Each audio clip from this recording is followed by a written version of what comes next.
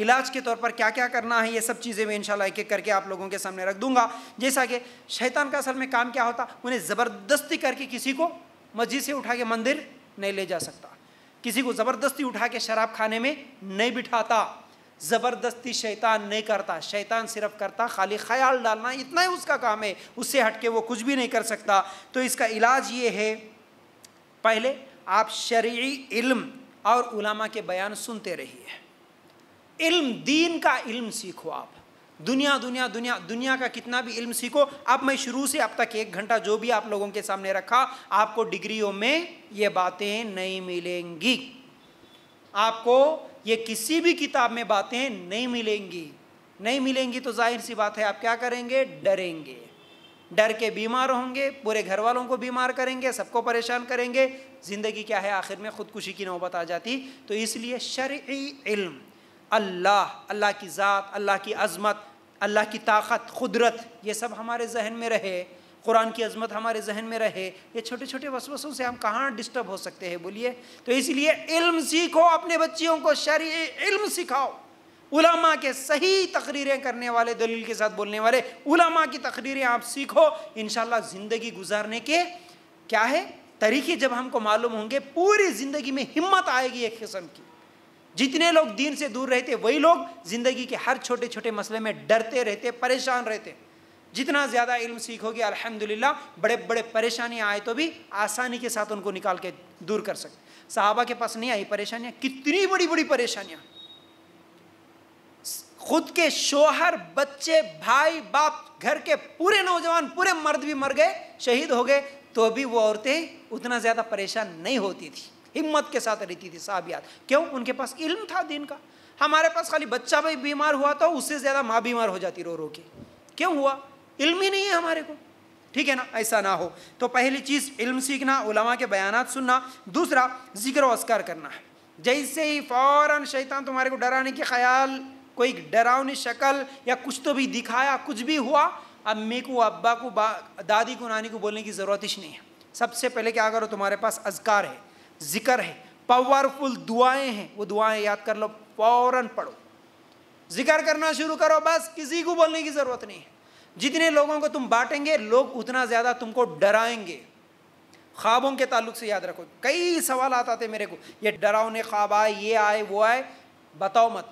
अल्लाह के रसूल सल्लल्लाहु अलैहि वसल्लम ने फरमाया, ख्वाब आए तो किसी को नहीं बताना, किसी को नहीं बताना।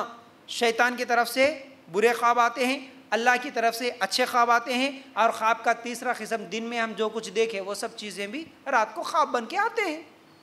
बस सिंपल सा तरीक़ा, डर लगा तो औज़ बिल्लाह पढ़ो, अच्छा ख्वाब है तो अल्हम्दुलिल्लाह बोलो। बस किसी के सामने ख्वाब मत बयान करो, वरना आज ख्वाबों की ताबीरें बोल के लोग गलत गलत किस्म के बयानात करते हुए, गलत गलत तरीक़े बताते हुए लोगों को डरा देते हैं, ठीक है।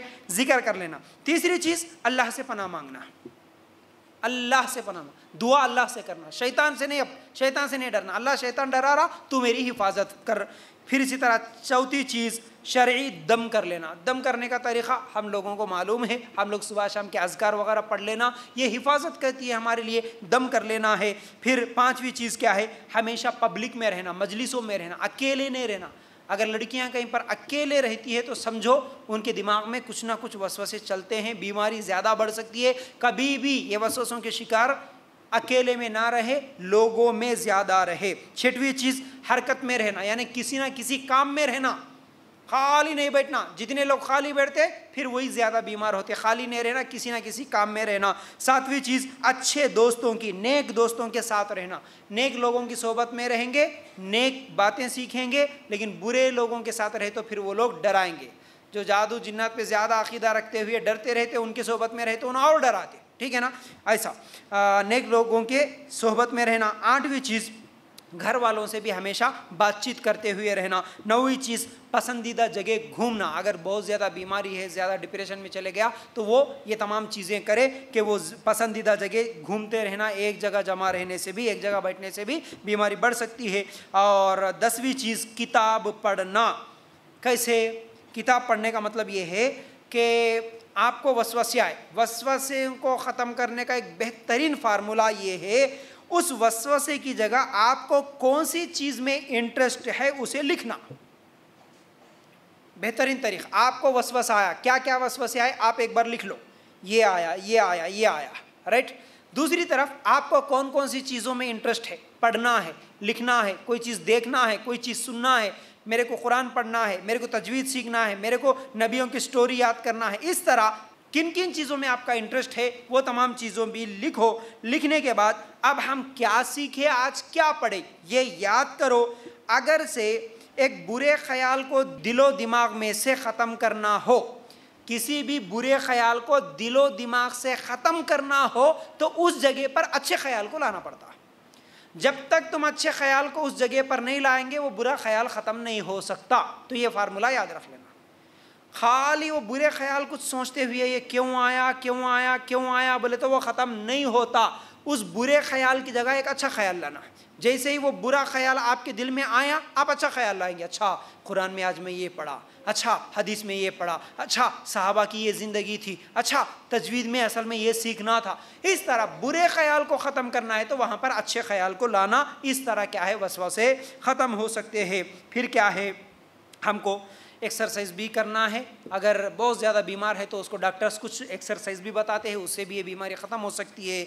और अगर कोई पहले से इलाज नहीं करवाया, बहुत ज़्यादा इसमें परेशान रहा और बहुत ज़्यादा डिप्रेशन में चले गया वसवसों की वजह से, तो ये जादू, ये झाड़ फूंक करने वाले तावीज़ पलीते, इन लोगों के पास जाने से बेहतर है कि आप किसी अच्छे डॉक्टर के पास चले जाएँ।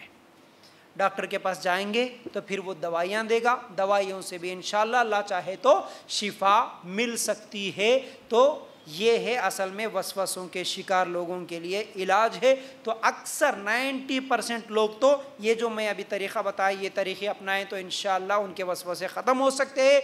कई लोगों के वसवसे ख़त्म हो गए। मेरे पास जितने भी कॉल्स आए, व्हाट्सएप पे मैसेजेस आए, उन लोगों को मैं आधा आधा घंटा, एक एक घंटा समझाता था। अल्हम्दुलिल्लाह कई लोग ठीक हो गए अल्लाह के फ़ज़ल से। सिर्फ समझाने से ही ख़त्म हो जाता है, डराने से ये वसवसे बढ़ जाते हैं, बीमारियां बढ़ जाती है। तो ये है सही तरीक़ा इलाज।